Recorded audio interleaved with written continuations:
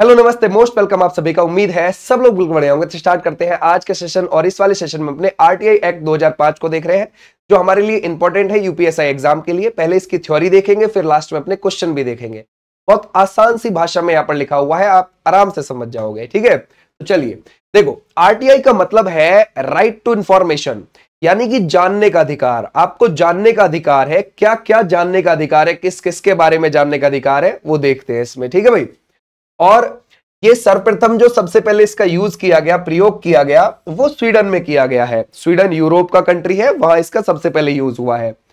और सर्वप्रथम आरटीआई का प्रयोग भारत में जो हुआ है वो 1990 में मजदूर किसान शक्ति संगठन MKSS मामले में हुआ है।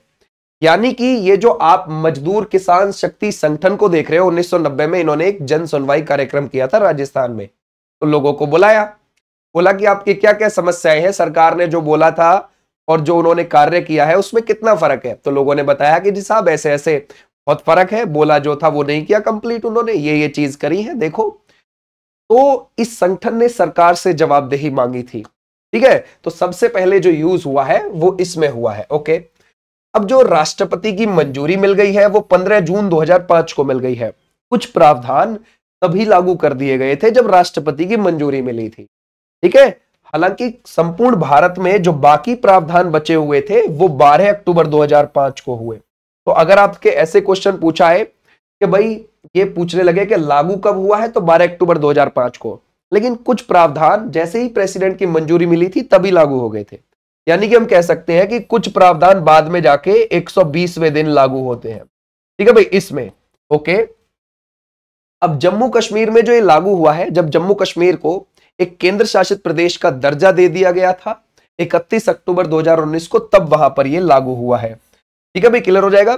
यानी कि 5 अगस्त 2019 को जम्मू कश्मीर में धारा 370 हटी और उसको एक केंद्र शासित प्रदेश बनाया गया। लेकिन जो ऑफिशियली दर्जा दिया गया वो 31 अक्टूबर 2019 को दिया गया था, है ना। तो तभी वहां पर यह लागू हुआ।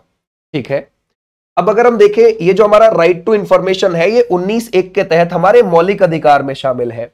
ओके, हमारे मौलिक अधिकार 12 से 35 के बीच में आर्टिकल के देखने को मिल जाएंगे, भाग 3 में देखने को मिल जाएंगे हमारे संविधान के। ये यूएसए के जो बिल ऑफ राइट्स है ना, वहां से लिए गए हैं हमारे मौलिक अधिकार। और इस भाग 3 को हम मैग्ना कार्टा भी बोलते हैं, मैग्ना कार्टा भी कह देते हैं। ओके, इतनी बात हमारी डन हो गई। तो अगर आप देखोगे, इसी में हमारे 19 से 22 के बीच में स्वतंत्रता का अधिकार आता है। और आर्टिकल 19 को अगर आप लोगो तो ये होगा अभिव्यक्ति की स्वतंत्रता के बारे में बताता है आर्टिकल 19। ठीक है, और 19(1) में हमारा क्या देखने को मिल जाएगा, मौलिक अधिकार आरटीआई एक्ट हमारा आपको देखने को मिल जाएगा। तो आरटीआई एक्ट हमारा क्या है, मौलिक अधिकार। क्लियर हो जाएगा, समझ गए। तो अपने ऐसे ध्यान रखना है, हमारे लिए इंपॉर्टेंट चीज आपको देखने को मिलेगी। अच्छा, 19(1) में तो सर अगर आप 19(1)(a) को देखोगे, 19(1)(a) उसमें तो बोलने की स्वतंत्रता भी है ना भाई, बिल्कुल है। तो उसमें ध्यान रखोगे ये भी है और ये भी है, ये भी आपने ध्यान रखना है। तो ये दोनों है। ठीक है भाई, आ जाओ नेक्स्ट पर। अब इसमें हमारे चैप्टर कितने देखने को मिलेंगे, 6 आपको चैप्टर देखने को मिलेंगे, यानी कि अध्याय। और धाराएं 31 है, आपको 31 नहीं पढ़नी है, कुछ पढ़नी है जो पेपर के लिए इंपॉर्टेंट है। अनुसूची कितनी है, इसमें 2 आएंगी। ये क्वेश्चन पूछा भी गया है लास्ट टाइम 2021 में यूपीएससी में, कि अनुसूची कितनी है, 2 है। कुछ प्रावधान 120वें दिन लागू किए गए थे। ओके, ठीक है, आ जाओ भाई। अब देखो, इसमें कुछ चीजें यहां पर लिखी हुई है जो हमारे लिए इंपॉर्टेंट है। जैसे कि अध्याय 1 चैप्टर 1 में आपको इसके प्रारंभ के बारे में चीजें बताई जाएंगी और इसमें धारा 1 और 2 आएंगी। हमेशा ध्यान रखना, धारा 1 और 2 में क्या है, आपको पता है कि भाई पहले वाले में ये पूछता है कि जी इसका विस्तार क्या है, नाम क्या है, लागू कब हुआ। ठीक है, किसी भी एक्ट में यही होता है शुरू में, पहली धारा में। फिर दूसरी धारा में उसकी परिभाषा होती है। ठीक है, तो ऑब्वियसली तो पहले अध्याय में आपको जो ये विषय प्रारंभ है, इसमें 1 और 2 धाराएं हैं। तो ये तो आप किसी भी एक्ट में जाके पढ़ोगे तो शुरू में यही दोनों चीज देखने को मिलेंगी। अब इसका जो चैप्टर 2 है उसमें सूचना के अधिकार के बारे में है, और ये 3 से 11 धाराएं हैं। और जो पेपर में आती है ज्यादातर चीजें वो इसी सूचना के अधिकार 3 से 11 धाराओं के बीच में आपको पेपर में ज्यादातर चीजें मिलती हैं। ठीक है, ओके। उसके बाद जो चैप्टर 3 आता है, इसमें केंद्रीय सूचना आयोग के बारे में देखेंगे। देखो, अब देखो, सूचना का अधिकार है, ठीक है भाई, राइट टू इंफॉर्मेशन है, ठीक है, तो केंद्रीय सूचना आयोग अलग काम करेगा उस पर, जो धारा 12 से 14 के बीच में है और हमारे चैप्टर 3 में है। ऐसे ही राज्य सूचना आयोग अलग काम करेगा, जो चैप्टर 4 में है, राज्य सूचना आयोग, और यहां पर धारा 15 से 17 के बीच में है। ओके, और फिर आप देखोगे चैप्टर 5 में सूचना आयोग की शक्तियां, इसमें राज्य और केंद्र दोनों वाला आएंगे, और यहां पर आपको 18 से 20 धारा के बीच में देखने को मिलेगा। ये हमारे लिए इंपॉर्टेंट चीजें हो गई। उम्मीद है तुम्हें यहीं पे याद हो गई होंगी ये, क्योंकि पूछ लेता है कभी कभी कि चैप्टर 1 में क्या है, 2 में क्या है, 3 में क्या है, ठीक है, तो ऐसी चीजें आपसे निकाल लेता है। अब आगे बढ़ते हैं, आगे देखते हैं। इंपॉर्टेंट फैक्ट पहले एक बार देख लेना कि भारत में सबसे पहले जो मांग हुई है वो राजस्थान में हुई है, और सर्वप्रथम प्रयोग आपको पता है मजदूर किसान शक्ति संगठन मामले में हुआ है। ठीक है, तमिलनाडु भारत का पहला राज्य था जिसने इस अधिनियम को लागू किया था, उसके बाद गोवा दूसरे स्थान पर रहा है। ठीक है, तो गोवा सेकंड पर और तमिलनाडु फर्स्ट पर है। उद्देश्य क्या है? सरकार के कार्यों में पारदर्शिता और जवाबदेहिता को बढ़ाना और भ्रष्टाचार को कम करना। समझ गए भाई, क्या है? भ्रष्टाचार को कम करना, भ्रष्टाचार को कम, ये आप ध्यान रखोगे। ठीक है भाई, क्लियर हो जाएगा। अच्छा, अब आगे बढ़ते हैं थोड़ा, अब आ जाते हैं धाराओं के ऊपर और अपना पढ़ना शुरू करते हैं। अब इसमें आपको एक कहानी की तरह लेके चलना है, ठीक है, बहुत आराम से आप कर लोगे। देखो, धारा 1 में अभी हमने देखा था कि क्या होता है। धारा 1 में संक्षिप्त नाम इसका यानी कि right to information act 2005, short में नेम इसका ये है। विस्तार पूरे भारत में है, आप लोगों को पता है। ठीक है भाई, और प्रारंभ कब हो गया? ये हो गया था हमारा 12 अक्टूबर 2005 को। जैसा कि आपने अभी थोड़ी देर पहले यहां पर देखी हुई है, ये सारी चीज शुरू में ही आपको देखने को मिल जाएंगी। संपूर्ण भारत में यहां पर ये लागू है। ठीक है, तो अगर आप पहले पेज को भी काफी हद तक करोगे कवर, तो आपकी बहुत सारी चीजें हो जाएंगी इसमें जो आगे आपको फायदा देंगी। ठीक है, अब सेकंड में, धारा सेकंड में इसकी परिभाषा आपको पता ही है कि भाई सेकंड में परिभाषा आती है किसी भी एक्ट में जाके। ओके, अब क्या है उसकी परिभाषा, जरा एक बार देख कर आते। थोड़ी लंबी परिभाषा है ये, धारा 2 इसमें थोड़ी लंबी है और बहुत आराम से इसको कर लेंगे। देखो, धारा 2A में क्या लिखा हुआ है? इसमें समुचित सरकार के विषय में बताया गया है, पूरी सरकार के स्ट्रक्चर के बारे में बताया गया है इसमें। ठीक है, विधि द्वारा, विधि मीन्स कानून, कानून के द्वारा स्थापित, यानी कि कानून से जो भी हमारी संसद ने स्थापित किया है किसी भी चीज को, विधि द्वारा स्थापित या संवैधानिक तरीके से निर्वाचित केंद्र राज्य, ठीक है भाई ध्यान रखो, केंद्र और राज्य सरकार को ही समुचित सरकार कहा जाता है। ठीक है भाई, क्लियर हो जाएगा। यानी कि आपकी सेंटर की होगी और राज्य की होती है, आपको पता ही है। अब राज्यों में तो अलग अलग राज्यों में, तो उसमें सभी राज्यों की यहां पर लिखी हुई है। ठीक है, तो यानी कि इस पूरी की पूरी बॉडी को हम क्या बोलेंगे? यहां पर सरकार बोलेंगे। ये बात ध्यान रखोगे। आ जाओ नेक्स्ट। बोलता है 2 का ई क्या कहता है? सक्षम प्राधिकारी। अच्छा, ये सक्षम प्राधिकारी कौन होते हैं? 2 का ई क्या समझाने की कोशिश कर रहा है? यानी कि अभी वो सिर्फ तुम्हें बता रहा है कि हर जगह जो हेड बैठे हुए हैं वो हेड कौन कौन है। अभी सिर्फ ये समझा रहा है परिभाषा में आप किसके बारे में जानकारी ले सकते हो, इसके कार्य के बारे में जानकारी ले सकते हो। अभी सिर्फ ये समझा रहा है वो आपको। ओके, इसके अंतर्गत सक्षम अधिकारी लोकसभा के मामले में लोकसभा अध्यक्ष होगा, राज्यसभा है ना भाई, राज्य की विधानसभा के मामले में विधानसभा का जो अध्यक्ष है वो होगा, यानी कि लोकसभा में लोकसभा का स्पीकर और राज्य की विधानसभा में राज्य की विधानसभा का स्पीकर। सर्वोच्च न्यायालय के मामले में भारत का मुख्य न्यायाधीश तथा उच्च न्यायालय के मामले में न्यायालय के मुख्य न्यायाधीश होते हैं। तो यानी कि सक्षम प्राधिकारी ये हो गए अपने अपने एरिया के, अपने अपने घर के। ठीक है, तो ऐसे आप ध्यान रखोगे। अच्छा, अब कहता है प्राधिकरण। यहां पे उसने वर्ड किया था प्राधिकारी को, यहां पे प्राधिकरण यूज कर रहा है। ठीक है भाई, यानी कि ट्रिब्यूनल।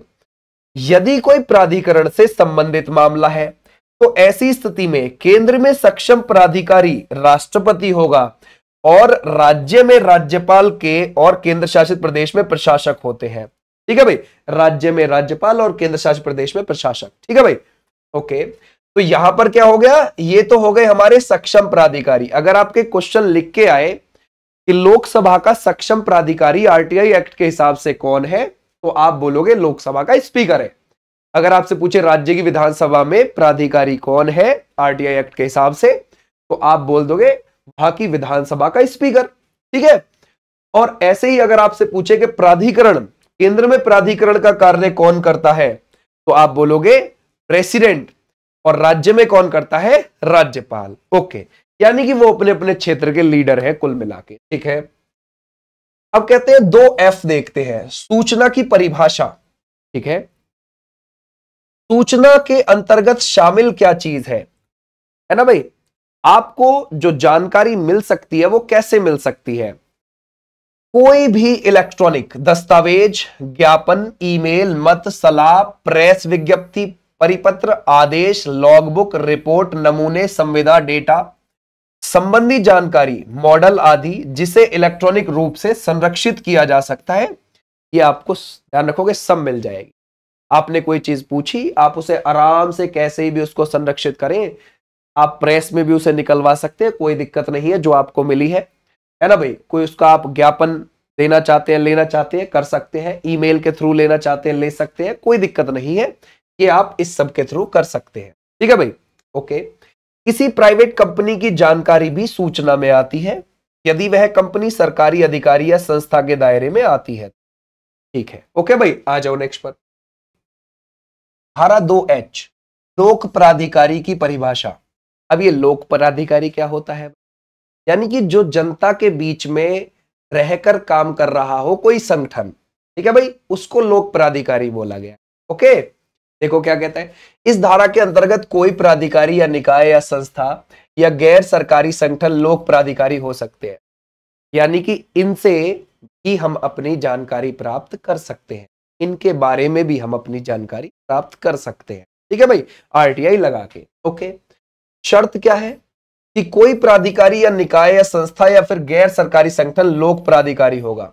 हाँ, ये अभी मैंने देख लिया कि भाई जो भी लोकल लेवल पर सरकार ने गठित किया है कोई भी संगठन, या वो सरकार का भी नहीं है लेकिन सरकार से मिलकर काम कर रहा है, वो भी लोक प्राधिकारी है। वो भी जवाब देने के लिए उतना ही, ध्यान रखोगे, सक्षम माना जाएगा जितने बाकी संगठन है। ठीक है भाई, क्लियर हो जाएगा। ओके, उससे भी हम अपना जवाब मांग सकते हैं, हाँ जी, मतलब आरटीआई लगा के उसका भी हम जवाब मांग सकते हैं, हाँ भाई इसने क्यों नहीं काम किया, या उसने कितना काम किया, या उसकी सच्चाई बताइए जरा हमें। ओके, यदि वह संविधान, संसद, विधानमंडल, केंद्र या राज्य सरकार द्वारा गठित किया होगा, यानी कि कोई भी जो इनमें से संस्था है, तथा गैर सरकारी संगठन सरकार के नियंत्रण में होना चाहिए। सही बात है, यहां पर हमने इसको देख लिया। अब धारा 2J क्या कहती है, सूचना के अधिकार की परिभाषा के बारे में। इसमें आप इतना ही ध्यान रख सकते हैं, इसमें कुछ इतना ज्यादा नहीं है। 2J, सूचना के अधिकार की परिभाषा के बारे में बोला गया है। अब धारा 3 क्या कहती है, बहुत ध्यान से सुनो। सूचना का अधिकार होता क्या है, सूचना का अधिकार क्या है। इस धारा के अंतर्गत यह बताया गया है कि सूचना का अधिकार प्रत्येक भारतीय को प्राप्त है और कोई भी नागरिक आरटीआई के तहत सूचना की मांग कर सकता है। बोल ठीक है, तो धारा 3 में सूचना का अधिकार है। ओके, नोट, ठीक है भाई, ध्यान रखोगे, यह अधिकार विदेशी नागरिकों को प्राप्त नहीं है। तो विदेशी नागरिक प्राप्त नहीं है, मतलब वो नहीं प्राप्त कर सकते आरटीआई लगा के कुछ अपना कोई भी चीज जो वो मांगना चाहते हैं, उनको ये प्राप्ति नहीं है अधिकार। धारा 4 क्या कहती है, कानूनी फर्ज, जिम्मेदारी, यानी कि लोक प्राधिकारी के बारे में पूछा। यानी अभी हमने लोक प्राधिकारी को देखा है, लोक प्राधिकारी कौन से हैं, जो संसद के द्वारा या फिर राज्य की जो विधानमंडल है उसके द्वारा बनाया गया कोई भी संस्थान, वो लोक प्राधिकारी है ना। तो उनके कर्तव्य और फर्ज के बारे में देखते हैं कि वो अपना काम ढंग से निभाएंगे या नहीं निभाएंगे। ओके, तो वही चीज कानूनी फर्ज या जिम्मेदारी लोक प्राधिकारी की अब इसमें लिखी हुई है। डॉक्यूमेंट्स, यानी कि जानकारियों को सुव्यवस्थित ढंग से हर समय सूचना देने के लिए तैयार रहना होगा। जो भी काम कर रहे हैं फटाफट उसके बारे में बताना होगा। ठीक है भाई, जानकारियों को इलेक्ट्रॉनिक रूप से संरक्षित रखना होगा। ठीक है भाई, यानी कि ऑनलाइन रूप से संरक्षित रखना होगा तुरंत। समझिए, कोई ऐसा नहीं है कि भाई आने का समय हमें खत लेके इतना समय लगेगा आने में, समझिए ऐसा कुछ नहीं है, तुरंत आपको शेयर करनी पड़ेगी वो जब भी उससे मांगी जाएगी। ठीक है भाई। ओके, अब कहते हैं धारा 5, लोक सूचना अधिकारियों की नियुक्ति और पदनाम। ये जो लोक सूचना अधिकारी हैं उनकी नियुक्ति कैसे होती है? इस धारा के अंतर्गत लोक प्राधिकारी अपने अधीन कार्यालयों में केंद्रीय लोक सूचना अधिकारी और राज्य लोक सूचना अधिकारी को तैनात करेंगे। ठीक है भाई, क्लियर हो जाएगा। धारा 5 क्या कहती है? लोक सूचना अधिकारियों की नियुक्ति और उनके पदनाम के बारे में कहती है। तो इस धारा के तहत लोक प्राधिकारी अपने अधीन कार्यालयों में केंद्रीय लोक सूचना अधिकारी और राज्य लोक सूचना अधिकारी को तैनात करेंगे। यानी कि अभी जो हम देख रहे थे, जो हमारे लोक प्राधिकरण थे, लोक प्राधिकरण अपने पास कुछ बंदे रखेंगे ताकि वो बिल्कुल इंफॉर्मेशन सटीक जब भी सरकार उनसे मांगे उनके पास जाए और आरटीआई के तहत आपको बता दी जाए। ठीक है, तो मतलब कैसे? जैसे आपने कोई आरटीआई लगाई भाई, ठीक है भाई, जैसे आपने आरटीआई लगाई, आरटीआई ऑफिस पहुंच गई ऑनलाइन के माध्यम से या ऑफलाइन के माध्यम से। अब ये जो लोग हैं जो इसमें बैठे हुए हैं आरटीआई में, ये लोग किससे संपर्क करेंगे? जो भी आपका ध्यान रखोगे लोक प्राधिकारी होगा। ठीक है भाई, लोक प्राधिकारी होगा कि हाँ जी आप हमें ये बारे में जरा जानकारी दीजिए। तो लोक प्राधिकारी किससे संपर्क करेगा? जो उसने बंदे बिठाए हुए हैं। देखो, इस धारा के तहत लोक प्राधिकारी अपने अधीन कार्यालयों में केंद्रीय लोक सूचना अधिकारी बिठा के रखेगा और राज्य लोक सूचना अधिकारी को तैनात करेंगे। अगर केंद्र का मामला है, सेंटर का मामला है, तो वहां केंद्रीय लोक सूचना अधिकारी होगा, और अगर राज्य का मामला है तो राज्यों में राज्य लोक सूचना अधिकारी होते हैं, तो ये उनसे बोलेगा। अगर मामला केंद्र का है तो केंद्र में केंद्रीय सूचना अधिकारी से बोला जाएगा, और अगर राज्य का मामला है तो राज्य सूचना अधिकारी के बारे में बताया जाएगा। और ये लोग इनको अपनी रिपोर्ट दे देंगे, इनके पास आ जाएगी और ये तुमको पब्लिक कर देंगे रिपोर्ट के, भाई साहब हमारे पास ये इंफॉर्मेशन आई है। यानी इस लोक प्राधिकारी के पास है ना अपने अपने बंदे होंगे, राज्य में भी और केंद्र में भी। ठीक है भाई, कोई दिक्कत यहां तक उम्मीद है नहीं हुई होगी।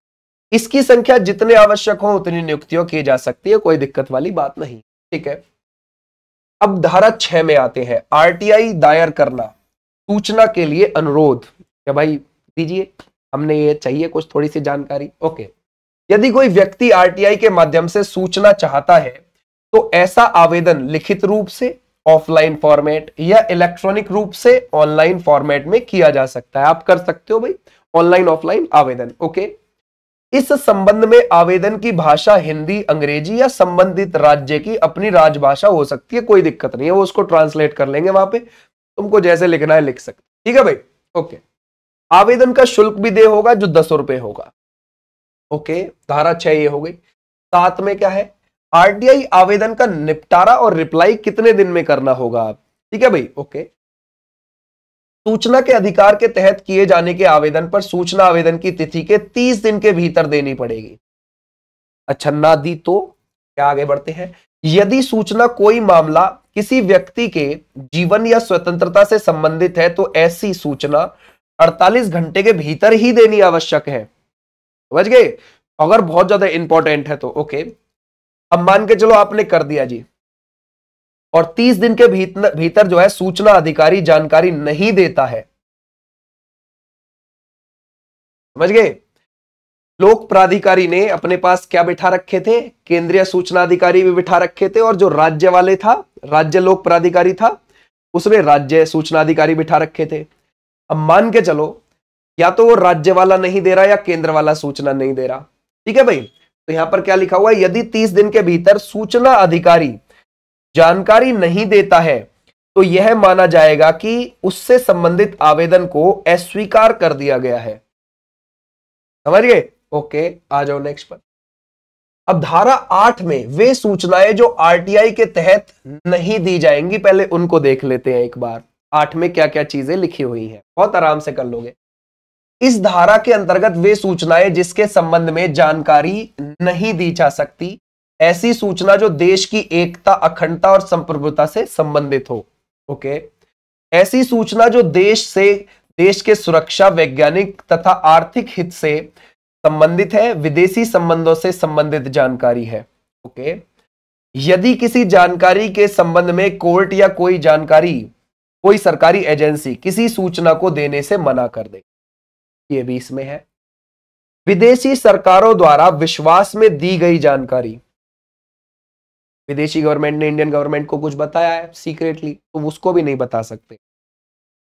किसी के जीवन को खतरे में डालने वाली जानकारी या किसी व्यक्ति के शारीरिक सुरक्षा को खतरे में डालने वाली सूचना भी शामिल नहीं की जाएगी। मंत्रिमंडल के कामकाज की जानकारी, देख रहे हो, ठीक है।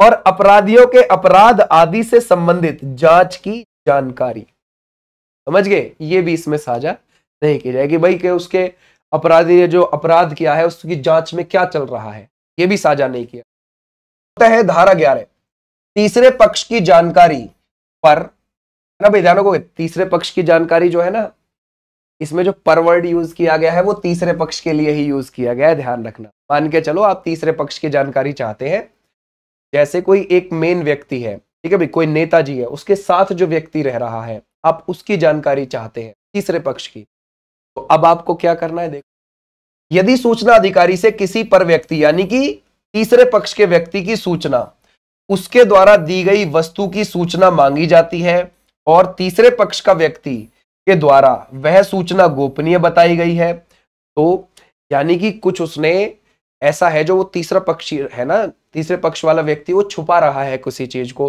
वो बता नहीं रहा है, और आप तुमने आरटीआई के तहत जो है उस पर आरटीआई डाली है और ये पता लगाया कि भाई ये मुझे बताओ ये जो छुपा रहा है क्या छुपा रहा है सबसे, ओके। तो सूचना अधिकारी आवेदन के 5 दिन के भीतर उस व्यक्ति को सूचना देगा।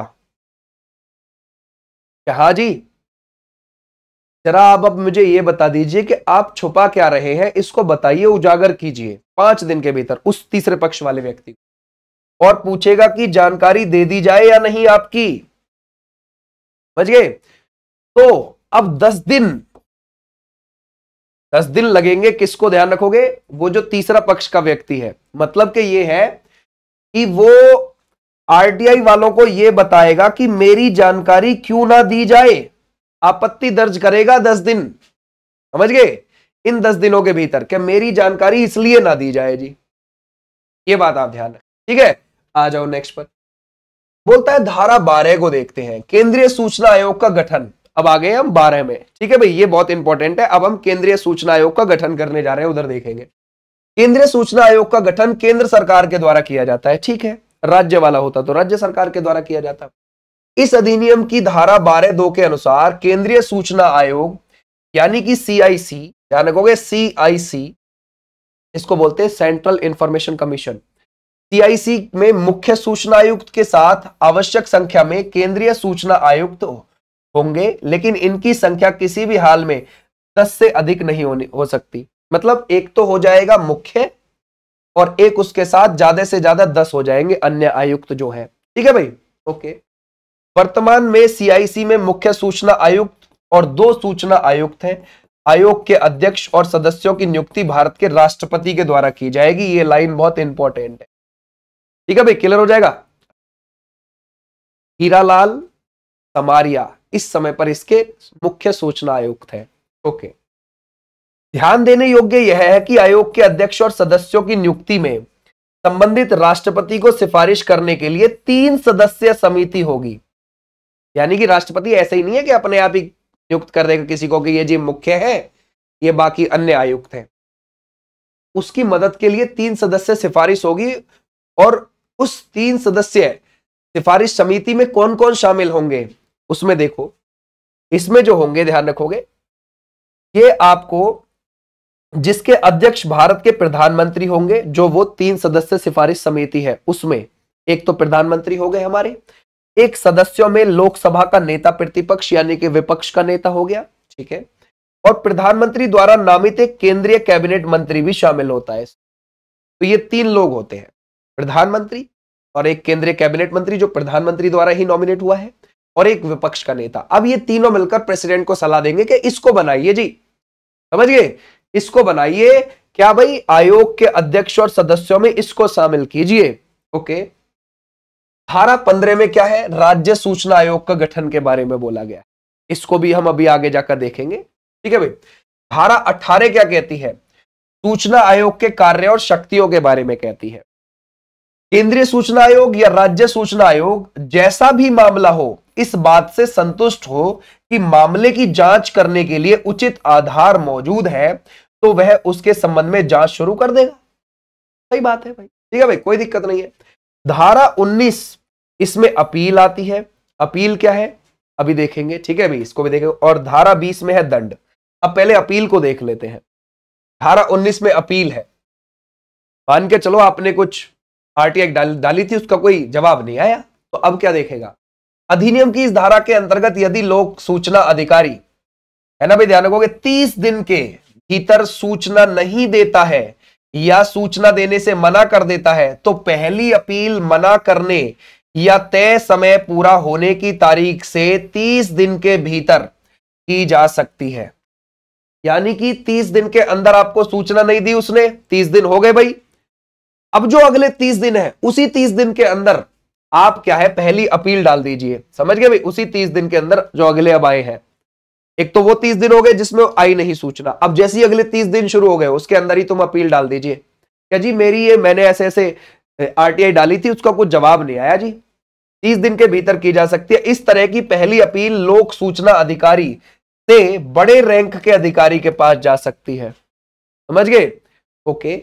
अब मान के चलो पहली अपील पर कार्रवाई ना होने के बाद दूसरी अपील मना करने या तय समय सीमा पूरा होने की तारीख से 90 दिन के भीतर भी की जा सकती है। समझ गए भाई, क्लियर हो जाएगा। इस बार दूसरी अपील आप करने जा रहे हो, इस बार 90 दिन के अंदर। मान के चलो क्या था कि पहली बार आपने अपील कर दी और वो भी 30 दिन गुजर गए, अब फिर कोई सूचना नहीं है। अब अगले 90 दिन के भीतर ही, ध्यान रखोगे, आप डाल सकते हैं, यहां पर लिखा हुआ पहली अपील पर कार्रवाई ना होने के बाद दूसरी अपील मना करने या तय समय सीमा पूरी होने की तारीख से 90 दिन के भीतर भी की जा सकती है। समझ गए भाई, क्लियर हो जाएगा। यानी अगले 90 दिन के भीतर आप फिर से ये डाल दीजिए, ये भी आप ध्यान, ठीक है भाई, क्लियर हो जाएगा, ओके। इस तरह की कोई अपील केंद्रीय या राज्य सूचना आयोग के पास जा सकती है डायरेक्टली, ठीक है भाई। तो अब ध्यान रखोगे जो सूचना आयुक्त है या तो केंद्र वाला या राज्य वाला, वो नपेगा। सीधी सी बात है कि क्यों नहीं हुआ, उस पर जुर्माना लगेगा। अब जुर्माना देखना तुम आगे चल के, ठीक है भाई, क्लियर हो जाएगा, ओके। आ जाओ नेक्स्ट पर। धारा 20 में है दंड, पेनल्टी अब उस पर पड़ेगी। यदि सूचना आयोग को लगता है कि कोई लोक सूचना अधिकारी ने बिना उचित कारण के आवेदन को नामंजूर कर दिया या वह तय समय सीमा के भीतर सूचना नहीं देता या भ्रामक जानकारी देता है या गलत तरीके से व्यवहार करके सूचना देने से मना कर देता है या सूचना को नष्ट कर देता है या सूचना पहुंचने, ध्यान रखोगे, पहुंचने में बाधा उत्पन्न करता है, तो ऐसी स्थिति में उसे दंड के रूप में आवेदन के दिन से प्रत्येक दिन के हिसाब से 250 रुपए का जुर्माना भरना पड़ सकता है और अधिकतम 25,000 रुपए तक देगा। समझ गए, तो उसकी बैंड बजेगी भाई 250 रुपए प्रतिदिन के हिसाब से, टेंशन ना लो। सद्भावना पूर्वक की गई कार्रवाई का संरक्षण, यानी कि अच्छे से की जानी चाहिए कार्रवाई, कोई उसमें कलेश नहीं होना चाहिए। बोलता है अधिनियम की इस धारा के अंतर्गत यह प्रावधान किया गया है कि सद्भावना पूर्वक की गई या की जाने वाली आयाशित या मन की वह इच्छा जो व्यक्ति को कोई कार्य करने के लिए प्रेरित करती है, किसी बात के लिए किसी व्यक्ति के विरुद्ध कोई वाद, अभियोजन, अन्य विधिक कार्यवाही नहीं की जाएगी। समझ गए, ऐसे किसी व्यक्ति को जो है परेशान नहीं किया जाएगा आरटीआई के माध्यम से, कोई उससे कलेश नहीं किया जाएगा जिसने आरटीआई लगाई है, कोई उसको धमकाया नहीं जाएगा, परेशान नहीं किया जाएगा, उसे जिंदगी भर तड़पाया नहीं जाएगा जिसने आरटीआई लगाई है। तो ये सब चीजें इसमें लिखी हुई है, ठीक है भाई। अब आते हैं 24 में। यह अधिनियम अनुसूची 2 के वर्णित संगठनों पर लागू नहीं होगा। यह अधिनियम किस पर लागू नहीं होगा, ये यहां पर लिखा हुआ है, जैसे कि आईबी हो गया, रॉ हो गया, ईडी हो गया, एनसीबी हो गया, एनएसजी हो गया, बीएसएफ हो गया, CISF, ITBP, CRPF, SSB, AR, यानी कि इन आदियों पर यह लागू नहीं होगा, ठीक है। धारा 25 केंद्रीय राज्य सूचना आयोग वार्षिक रिपोर्ट तैयार की जाएगी, ठीक है भाई, वो अपनी वार्षिक रिपोर्ट तैयार करते हैं, ठीक है भाई, क्लियर हो जाएगा। अपनी वार्षिक रिपोर्ट तैयार करके सरकार को देंगे। केंद्र वाला है तो केंद्र सरकार को देगा, राज्य वाला है तो राज्य सरकार को देगा कि जी देखो हमने साल भर में ये काम किया, ये निपटारा किया है, ठीक है। अब आगे देखते हैं अध्याय 3। ये है केंद्रीय सूचना आयोग के बारे में, और इसमें जो सेक्शन है मतलब धारा है वो 12 से 14 के बीच में। ये मैंने एक बार यहां पर लिख दिया ताकि आसानी से आपको और याद हो जाए। गठन केंद्र सरकार करती है, ध्यान रखना, केंद्रीय सूचना आयोग का। इसमें सदस्य एक मुख्य आयुक्त और 10 सूचना आयुक्त, ये आपने पढ़ लिया है, कोई दिक्कत वाली बात नहीं है, मैक्सिमम 10 हो सकते हैं, ठीक है भाई। और नियुक्ति कौन करेगा? राष्ट्रपति के द्वारा की जाएगी, और 3 सदस्यीय समिति सिफारिश होगी, और उसमें कौन कौन होंगे? जो राष्ट्रपति को यह बात बताएगी कि किसको हमें मुख्य सूचना आयुक्त बनाना है और किसको अन्य आयुक्त बनाना है। उसमें प्रधानमंत्री, विपक्ष का नेता, एक केंद्रीय मंत्री, याद रखोगे। और कार्यकाल इसका होगा 3 वर्ष तक या फिर 65 वर्ष की आयु तक, जो भी पहले पूरा हो। ओके, अब है धारा 14, पद से हटाया जाना। ठीक है भाई, 14 में ही ध्यान रखना, अगर आप हटा रहे हो किसको, ध्यान रखोगे, केंद्रीय सूचना आयुक्त, ठीक है भाई, क्लियर हो जाएगा, उसको आप हटाना चाह रहे हैं या फिर उसके सदस्य को हटाना चाह रहे हैं, तो आप पहले ये उसके ऊपर कदाचार साबित कीजिए। ठीक है भाई, पहले कदाचार, उसका गलत कार्य करने का तरीका होना चाहिए, भ्रष्टाचार में लिप्त होना चाहिए, दिवालिया या मानसिक विकृति होनी चाहिए उसकी, और सुप्रीम कोर्ट की जांच के बाद ही हटा सकते हैं आप उसे। ठीक है भाई। और धारा 17 में राज्य सूचना आयोग के सदस्य को हाई कोर्ट की जांच के बाद हटाएंगे। ये बात यहां पे ध्यान रखोगे, राज्य सूचना आयोग के बारे में लिखी। हालांकि अभी हम राज्य सूचना आयोग को देखने वाले हैं, जिसकी धारा 15 से 17 के बीच में है, और ये चैप्टर 4 में है, राज्य सूचना आयोग।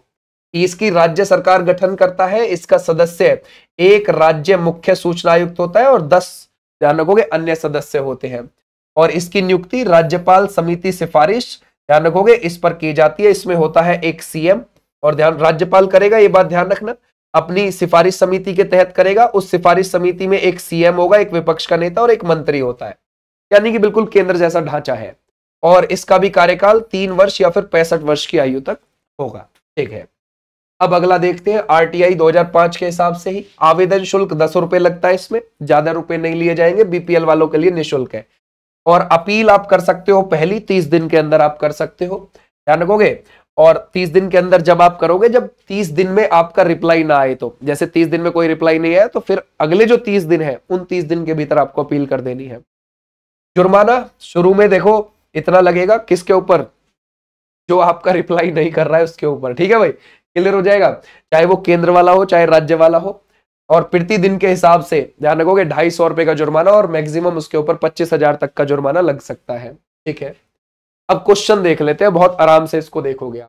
भारत में किस राज्य सरकार ने सूचना का अधिकार अधिनियम 2005 के तहत सरकारी कार्यालय और प्राधिकरणों के बारे में जानकारी प्रदान करने के लिए जन सूचना पोर्टल की शुरुआत करी थी? सबसे पहले तो किसने करी है? यहां पर ध्यान रखोगे, Rajasthan is the right answer. आ जाओ भाई नेक्स्ट पर। केंद्रीय सूचना आयोग द्वारा लगाया गया जुर्माना है ना, ये बढ़ सकता है, मैक्सिमम कितना? 25,000 रुपए तक जा सकता है। बोलता है सूचना का अधिकार अधिनियम 2005 में कितनी अनुसूची है? कितनी है? 2 है, हमने देखी। बोलता है केंद्रीय सूचना आयोग ने सूचना का अधिकार अधिनियम 2005 के तहत जुर्माना किस पर अध्यारोपित किया? वो कौन सा है? ये जो जन सूचना अधिकारी है ना, इसके ऊपर। ठीक है, चाहे केंद्र का हो चाहे राज्य का हो। ठीक है भाई, निम्नलिखित में से किसके पास भारत में मुख्य केंद्रीय सूचना आयुक्त को हटाने की शक्ति है? प्रेसिडेंट के पास। ठीक है भाई, भारत के राष्ट्रपति के। तो ये थे हमारे आरटीआई एक्ट से जुड़े हुए कुछ इंपॉर्टेंट थ्योरी और ये क्वेश्चंस। इससे बाहर आपका नहीं जाने का, क्योंकि इसमें सारी ही चीजें हैं। ठीक है भाई, उम्मीद है ना। देखो इसकी जो भाषा यहाँ पे लिखी गई है ना, ये बहुत आराम से लिखी है मैंने, ताकि तुम तक ये चीजें बहुत आराम से जाए, ताकि इसमें कोई दिक्कत ना आए आपको, समझ गए, बिल्कुल स्ट्रक्चर्ड वे में। और एक बार तुम अगर इसको पूरे को पढ़ लोगे ना, देखो आपको पेपर में ये सब पूरा लिख के नहीं आना, इसमें से पॉइंट निकाले जाते हैं, कितने दिन के भीतर अपील कर सकते हैं, रिप्लाई कितने दिन के भीतर आना चाहिए, इस बस इतना पॉइंट टू पॉइंट चीजें, बस पॉइंट टू पॉइंट ही चीजें इसमें आपको ध्यान रखनी है। ये सब समझ गए भाई, इनके इस सब के बारे में ये बात ध्यान रखोगे, और कुछ भी नहीं है इसमें। ठीक है, चलो thank you, tata bye bye, फिर मिलता हूं मैं। यहाँ पर हमारी 3 से 4 बजे के बीच में यूपीएसआई की क्लास आ जाती है, ये वीडियो अपलोड हो जाती है, और कुछ दिन बाद इसकी लाइव भी क्लास शुरू हो जाएगी, जिसमें मैं पूरे प्रैक्टिस सेट आपको यूपीएसआई के करवाऊंगा। ठीक है भाई, इससे पहले कुछ और एक्ट भी मैंने डाले हैं, उनको भी आप देख सकते हो। 5 बजे यहाँ पर यूपी पुलिस होमगार्ड और यूपी पुलिस कांस्टेबल की जीएस की क्लास चलती है, उसको आप कर सकते हो। 9 बजे दिल्ली पुलिस की क्लास चलती है हमारी लाइव। ओके, और रेलवे की क्लास भी चल रही है 10 बजे live. Thank you, tata, bye bye, फिर मिलूंगा मैं आपको। और 10 मिनट शो शुरू हो जाएगा आज से, तो रेडी रहो। Thank you.